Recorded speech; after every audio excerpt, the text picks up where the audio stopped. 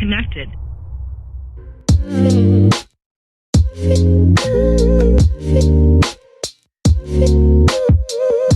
What is up, YouTube? It's dafobra, and I want to make a big shout out to all the family up there.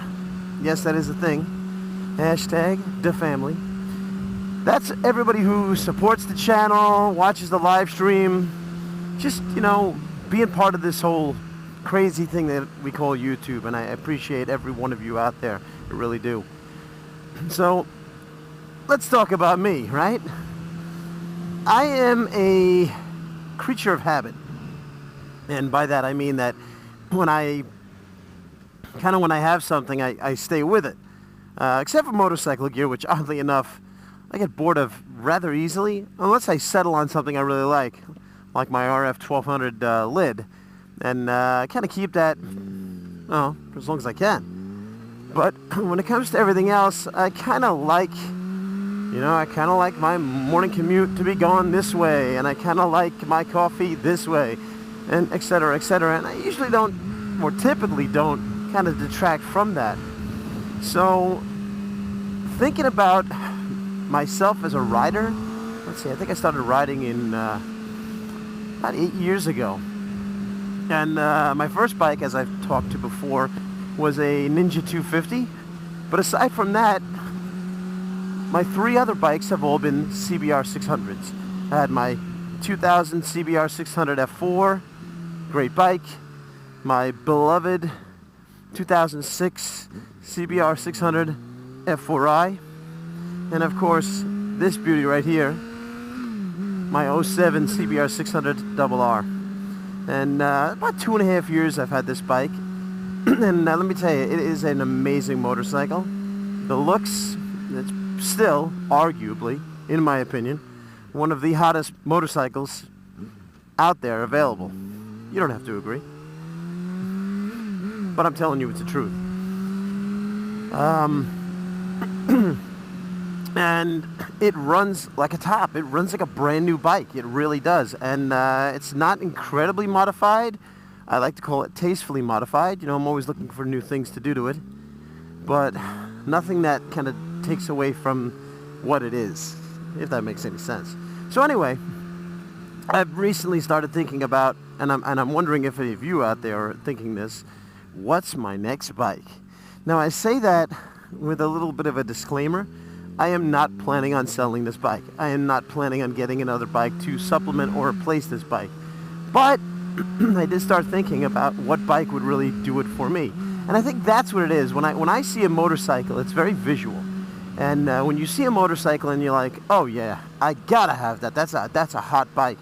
That's what gets me. I mean, it kind of usurps all logic and whether or not the bike is right for a purpose. And I think that I'm in the point of my life and riding career where motorcycles do have more of a purpose.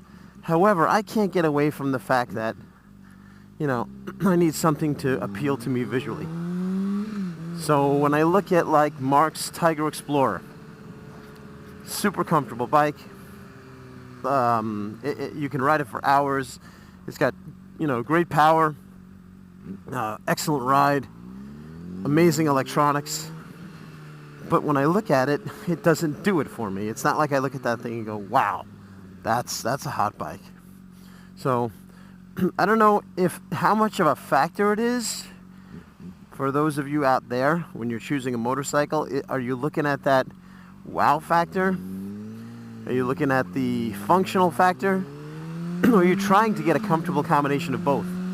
And for me, I guess it's a comfortable combination of both with an emphasis on looks. I don't know. I look at motorcycles out there, right? Now, first of all, let's get the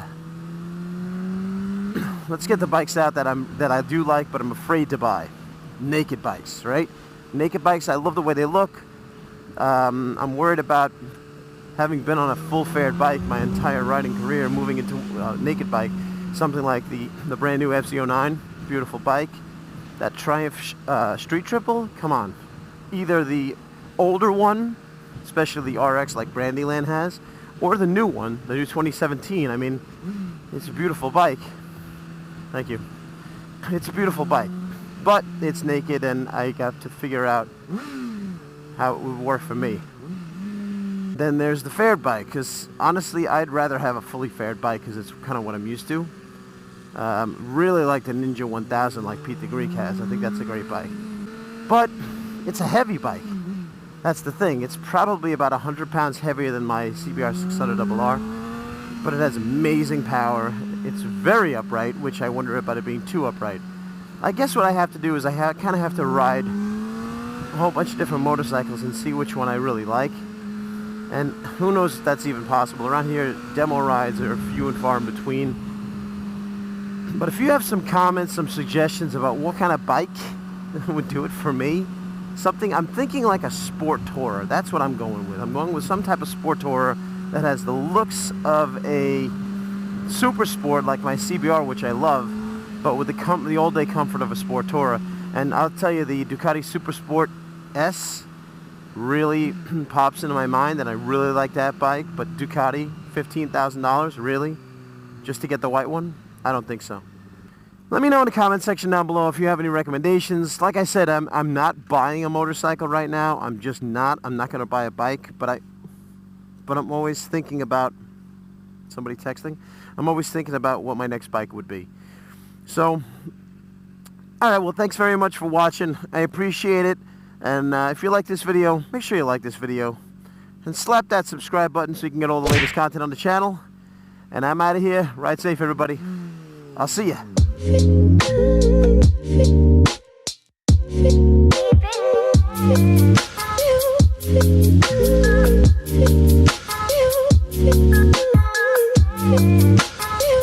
Thank you.